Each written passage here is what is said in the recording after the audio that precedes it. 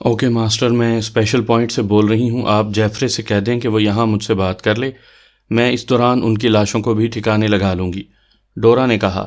اس نے جان بوجھ کر یہ بات کی تھی تاکہ ماسٹر بلانک کہیں جیفرے کو اس کے باس بننے کے احکامات دینا بھول نہ جائے۔ اوکے، دوسری طرف سے کہا گیا اور اس کے ساتھ ہی رابطہ ختم ہو گیا تو ڈورا نے ایک طویل سانس لیتے ہوئے ریسیور رکھ دیا۔ اس دوران اس کی ساتھی لڑکیوں نے 5 مردوں اور ایک عورت کو کرسیوں پر بٹھا کر راڈز میں جکڑ دیا تھا۔ وہ سب ابھی تک بے ہوش تھے۔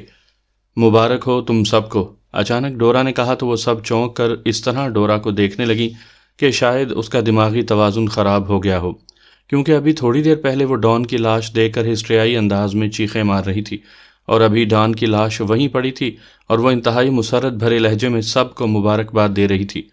کیا ہوا تمہیں؟ کیسی مبارکباد؟ جینٹ نے حیرت بھرے لہجے میں کہا تو ڈورا نے اسے گروپ لیڈر بننے کے بارے میں تفصیل بتا دی۔ اوہ، یہ تو واقعی خوشخبری ہے، سب نے انتہائی مسرت بھرے لہجے میں کہا۔ اب ان کا کیا کرنا ہے؟ انہیں گولیاں مار کر ہلاک کرو اور ان کی لاشیں برقی بھٹی میں ڈلوا دو، ایمی نے کہا۔ نہیں، میں ان کو آسان موت نہیں دوں گی، ان سب کی موت انتہائی عبرتناک ہوگی۔ اب بہرحال انہیں مرنا تو ہے ہی، اس لیے اب پہلے میں اس سورما کو دیکھنا چاہتی ہوں جس سے ڈان جیسے آدمی نے شکست کھائی ہے اور اسے خودکشی کرنے پر مجبور ہونا پڑا، ڈورا نے کہا، اور پھر اس سے پہلے کہ مزید کوئی بات ہوتی پاس پڑے فون کی گھنٹی بج اٹھی تو ڈورا نے اس انداز میں سر ہلاتے ہوئے ریسیور اٹھایا جیسے اسے معلوم ہو کہ کس کی کال ہو سکتی ہے۔ ڈورا بول رہی ہوں، ڈورا نے کہا۔ صرف ڈورا نہیں بلکہ میڈم ڈورا، میری طرف سے مبارکباد قبول کریں، البتہ مجھے ڈان کی موت کا سن کر بے حد صدمہ پہنچا ہے، دوسری طرف سے جیفرے نے کہا۔ ہاں، لیکن اس کا میں نے بھرپور انداز میں انتقام لے لیا ہے، اس لیے اس کی روح کو سکون مل گیا ہوگا۔ تم بتاؤ کہ تم نے گروپ کے تمام افراد کو میرے بارے میں اطلاع دے دی ہے؟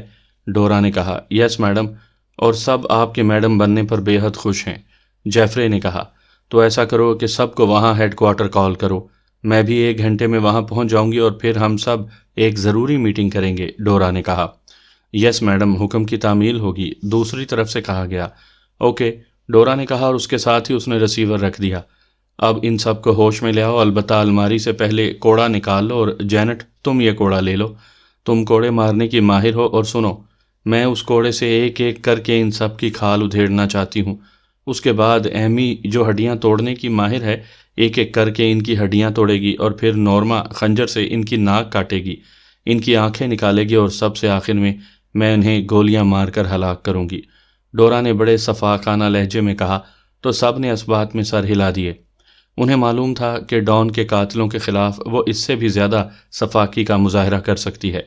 تم ایمی جا کر ہڈیاں توڑنے والا ہتھوڑا اٹھاؤ، اور نورما تم کوئی تیز دھار خنجر اٹھا لاؤ، اور مشین پسٹل میرے پاس موجود ہے، ڈورا نے بڑے صفاق لہجے میں کہا تو ان سب نے اس بات میں سر ہلا دیے۔ عمران کی آنکھیں کھلیں تو وہ بے اختیار چونک پڑا۔ وہ اس وقت اسی کمرے میں تھا جہاں پہلے ڈان نے اسے راڈز میں جکڑا ہوا تھا، اور اس وقت بھی وہ ایک کرسی میں راڈز میں جکڑا ہوا موجود تھا، لیکن اس بار راڈز ڈھیلے نہیں تھے بلکہ خاصے ٹائٹ تھے۔ اس نے نظریں گھمائی تو وہ ڈان کی لاش کرسی پر اسی حالت میں دیکھ کر بے اختیار چونک پڑا۔ ڈان کے ساتھ ساتھ اس کے باقی ساتھی بھی کرسیوں پر راڈز میں جکڑے ہوئے تھے، اور باری باری سب ہی ہوش میں آنے کی کیفیت سے گزر رہے تھے۔ البتہ سب سے آخر میں موجود صدیقی کے منہ سے ایک لڑکی بوتل کا دہانہ لگائے اس کے حلق میں پانی انڈیل رہی تھی۔ سامنے کرسی پر ایک خوبصورت اور سمارٹ لڑکی بیٹھی ہوئی تھی جس نے بڑا چست لباس پہنا ہوا تھا۔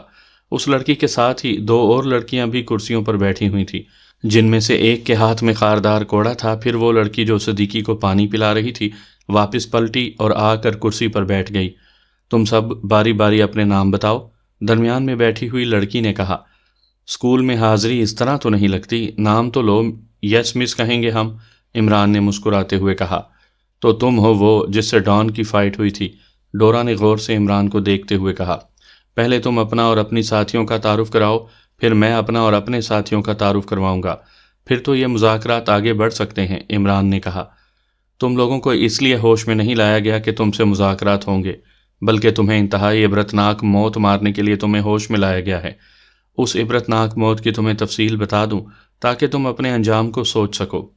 میرا نام ڈورا ہے، پہلے میں ڈان کی اسسٹنٹ تھی، لیکن اب ڈان کی موت کے بعد سپر ایکشن گروپ کی باس ہوں۔ اور یہ میری ساتھی لڑکیاں ہیں، یہ جینٹ ہے، اس کے ہاتھ میں کوڑا دیکھ رہے ہو، یہ کوڑے مارنے کی ماہر ہے، یہ باری باری تم سب کی کھال ادھیڑ دے گی۔ اس کے ساتھ ایمی ہے، ایمی ہڈیاں توڑنے میں ماہر ہے، یہ اپنی ہتھیلی کی مخصوص ضربوں سے ہاتھوں کی ہڈیاں توڑنے میں مہارت رکھتی ہے۔ اس کے بعد نورما ہے، اس کی فطرت میں بے پناہ صفا کی ہے، یہ خنجر سے پہلے باری باری تم سب کی ناک کاٹے گی، پھر کان اور پھر آنکھیں نکالے گی، اور اس کے بعد تمہارے پورے جسم پر خنجر سے زخم ڈال کر ان پر سرخ مرچیں چھڑک دے گی۔ تم خود ہی اندازہ کر لو کہ تمہاری کیا حالت ہوگی، اور جب تکلیف کی شدت سے تم مرنے کے قریب ہو جاؤ گے تو میں تمہیں گولیوں سے چھلنی کر دوں گی۔ ڈورا نے اس انداز میں بات کرتے ہوئے کہا جیسے کسی ڈراؤنی فلم کا اسکرپٹ پڑھ رہی ہو، لیکن اس کے لہجے میں بے پناہ سنجیدگی نمایاں طور پر محسوس ہو رہی تھی۔ اس کا انداز ایسا تھا کہ عمران سمجھ گیا کہ جو کچھ وہ کہہ رہی ہے وہ صرف ڈرانے دھمکانے والی باتیں نہیں ہیں، بلکہ وہ واقعی ایسا کرنے کا مصمم ارادہ بھی رکھتی ہے۔ تم پہلے ہمیں یہ بتاؤ کہ تمہیں جیفرے نے یہاں پہنچنے کا کہا تھا اور تم آ گئیں، لیکن تم نے اندر آنے سے پہلے بے ہوش کر دینے والی گیس کیوں فائر کی؟ تمہیں کیا شک ہوا تھا؟ عمران نے بھی سنجیدہ لہجے میں کہا۔ کیا تم نے ڈان کی آواز اور لہجے میں جیفرے سے بات کی تھی؟ ڈورا نے ہونٹ چباتے ہوئے کہا۔ ہاں، اب اس اعتراف میں کوئی حرج نہیں ہے، کیونکہ بہرحال ابھی ہم نے عبرت ناک موت مر جانا ہے، اور میں چاہتا ہوں کہ مرنے سے پہلے کم از کم تمام حالات ایک دوسرے کے سامنے لے آئیں، عمران نے جواب دیا۔ حیرت ہے کہ تم نے اس حد تک ڈان کی آواز اور لہجے کی نقل کی کہ جیفرے بھی نہ پہچان سکا، ڈورا نے یقین نہ آنے والے لہجے میں کہا۔ یہ میرے لیے معمولی بات ہے، مگر تمہیں شک کیوں پڑا؟ عمران نے جواب دیتے ہوئے کہا۔ تم نے جیفرے سے ڈان کی آواز اور لہجے میں بات کرتے ہوئے ایک لفظ ایسا بول دیا تھا جس سے ڈان کو شدید چڑ تھی۔ وہ یہ لفظ کبھی استعمال نہیں کرتا، اور وہ لفظ تھا headquarter. Dawn headquarter کے بجائے سینٹرل آفس کا لفظ استعمال کرتا تھا۔ اسی بات پر جیفرے چونک پڑا اور اس نے مجھے ٹرانسمیٹر پر اطلاع دی، چنانچہ میں نے ہر قسم کے رسک سے بچنے کے لیے پہلے اندر بے ہوش کر دینے والی گیس فائر کروائی، اور پھر ہم اندر آ گئے، ڈورا نے تفصیل بتاتے ہوئے کہا۔ لیکن تم نے ابھی کہا ہے کہ تم نے ڈان کی جگہ لے لی ہے، جبکہ میرے خیال میں یہ جگہ جیفرے کو لینی چاہیے تھی، عمران نے کہا تو ڈورا بے اختیار ہنس پڑی، اور پھر اس نے ماسٹر بلانک سے ہونے والی بات چیت دہرا دی۔ میں نے ماسٹر بلانک کے سامنے تصویر ہی ایسی کھینچی تھی کہ وہ مجھے یہ سیٹ دینے پر مجبور ہو گیا تھا۔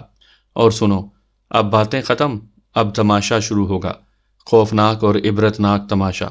جینٹ، چلو اٹھو اور سب سے پہلے اسی کی کھال ادھیڑ دو، ڈورا نے بات کرتے کرتے یکلخت ساتھ بیٹھی ہوئی جینٹ سے کہا، جس کے ہاتھ میں خاردار کوڑا تھا۔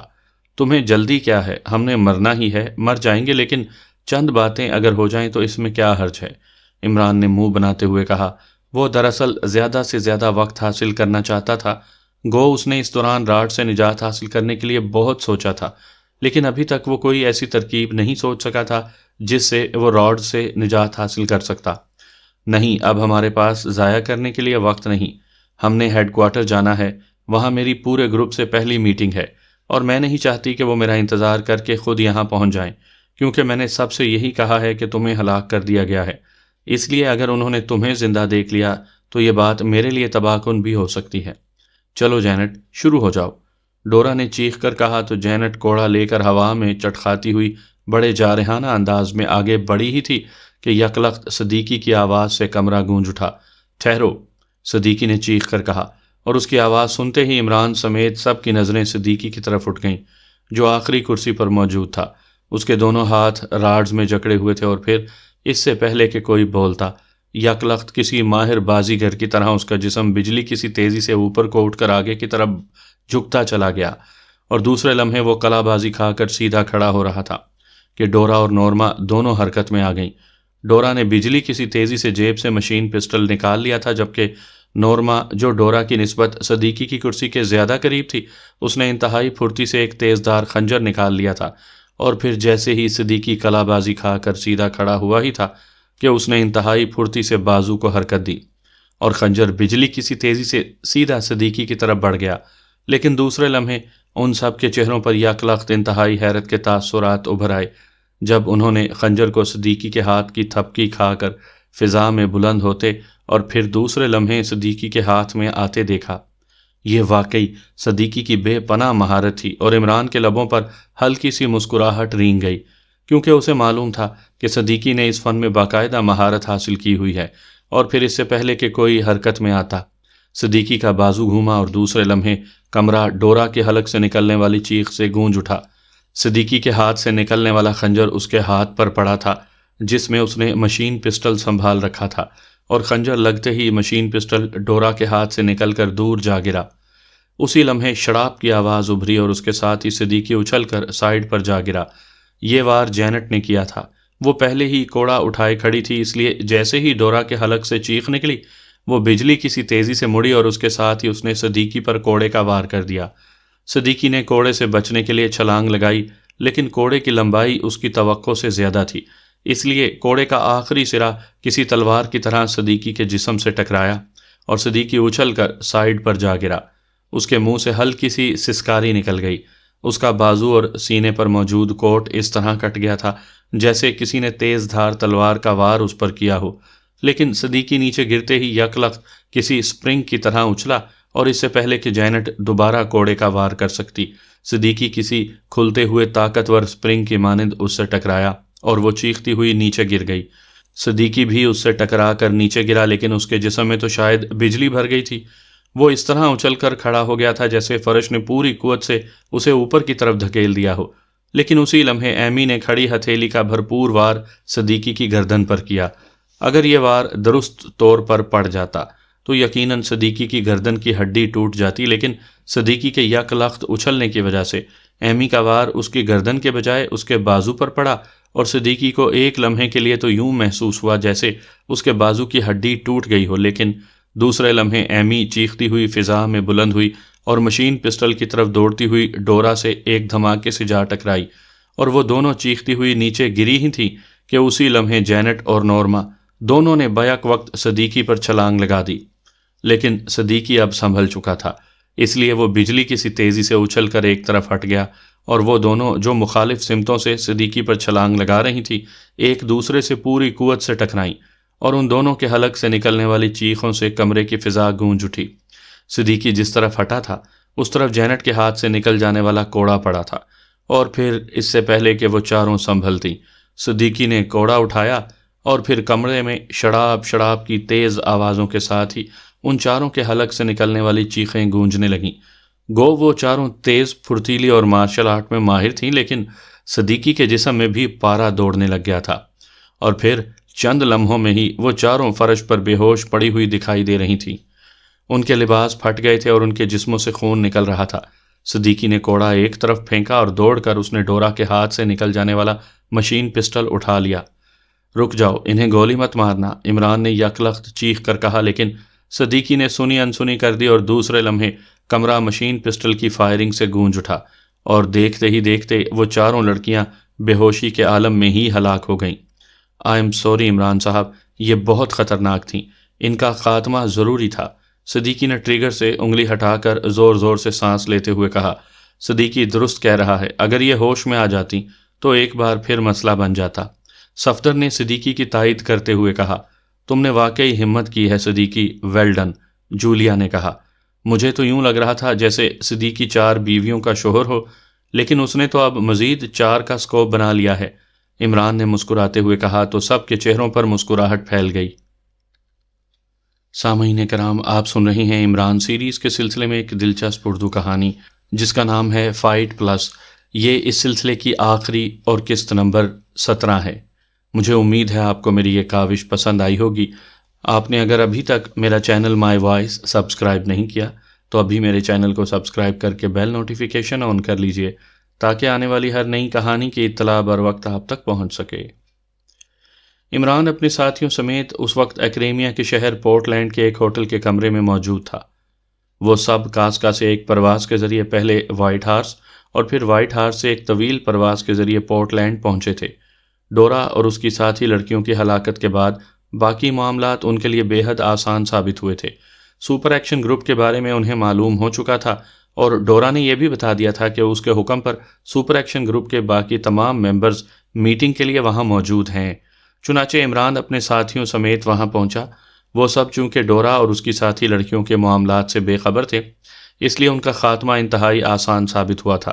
وہاں سے ایک فائل کے ذریعے انہیں لیبارٹری کے بارے میں حتمی طور پر معلوم ہو گیا یہ فائل شاید جیفرے نے ڈورا کے بیان پر بنائی تھی، کیونکہ اس فائل میں یہ بات درج تھی کہ ڈورا نے اپنی ساتھی لڑکیوں کی مدد سے لیبارٹری کو نہ صرف ٹریس کر لیا تھا بلکہ وہ اس غار تک پہنچ گئی تھی جس میں سپلائی کا سامان پہنچایا جاتا تھا، اور اس غار سے ہی لیبارٹری کا راستہ جاتا تھا۔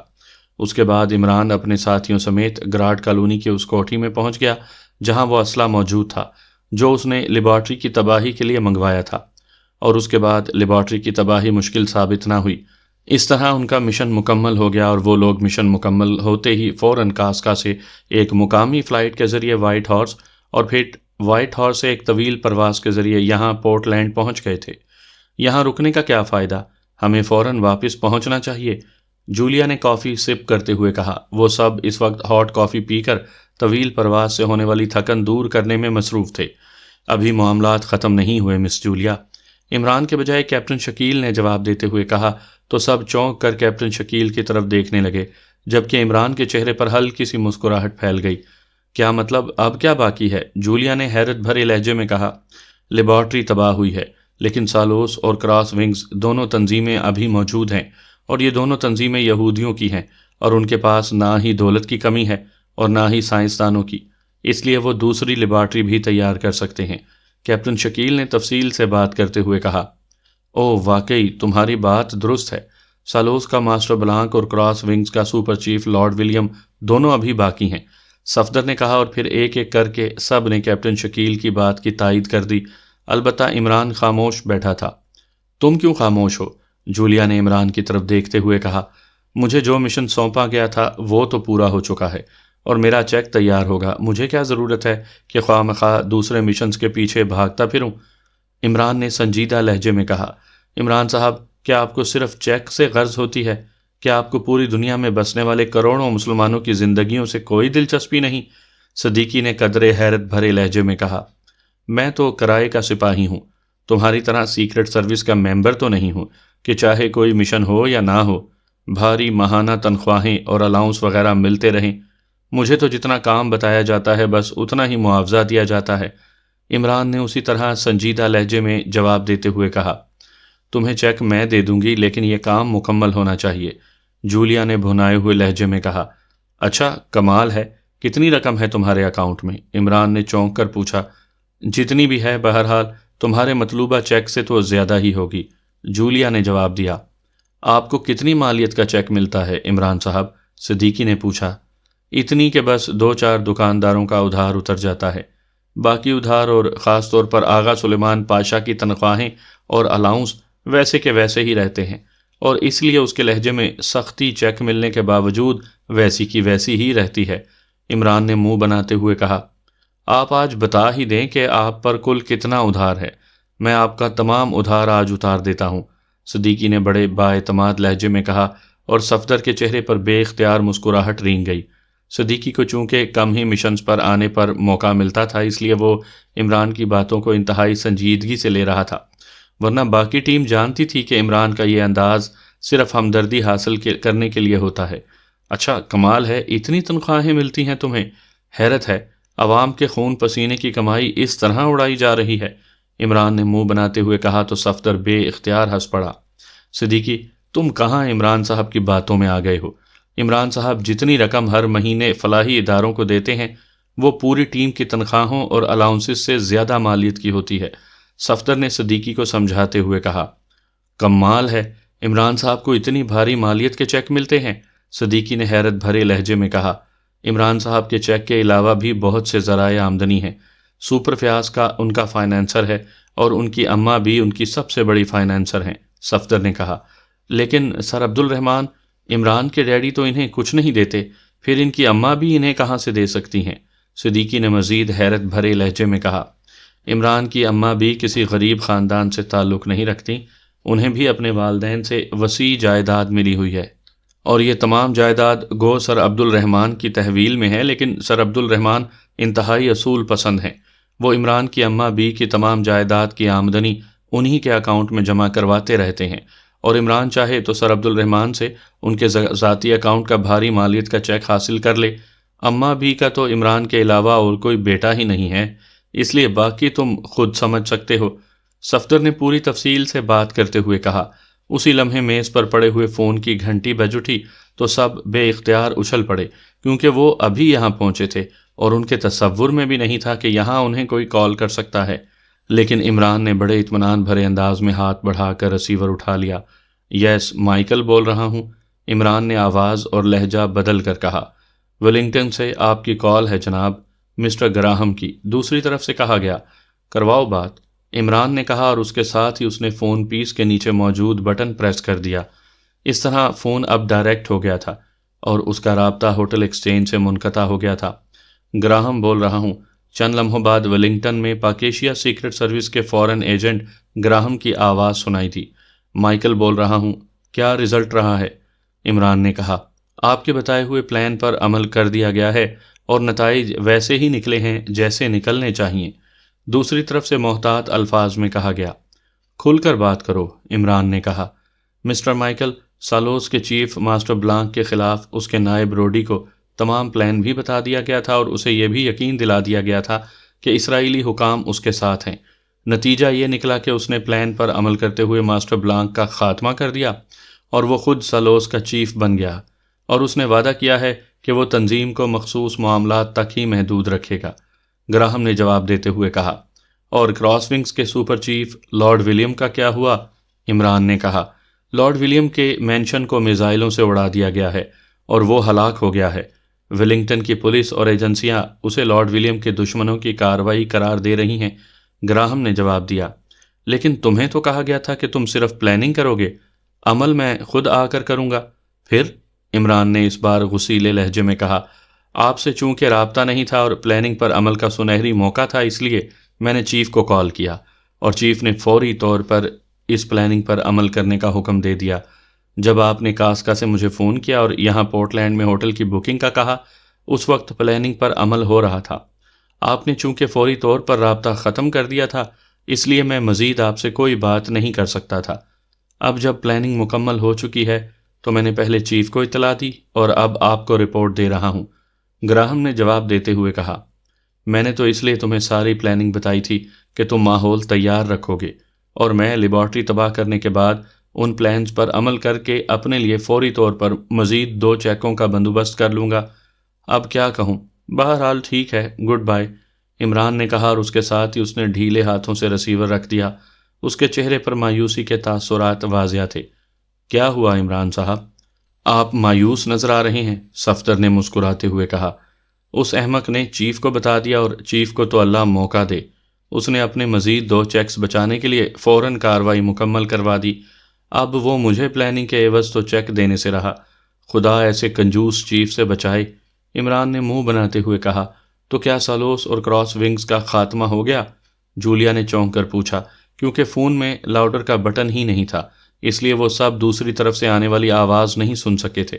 ہاں، سالوس کا ماسٹر بلانک ہمارے خلاف تھا، اس کا خاتمہ کر کے اس کے نائب کو اس کی سیٹ دے دی گئی ہے، اور وہ متعصب یہودی نہیں ہے، اس لیے فوری طور پر سالوس کا خطرہ ختم ہو گیا ہے۔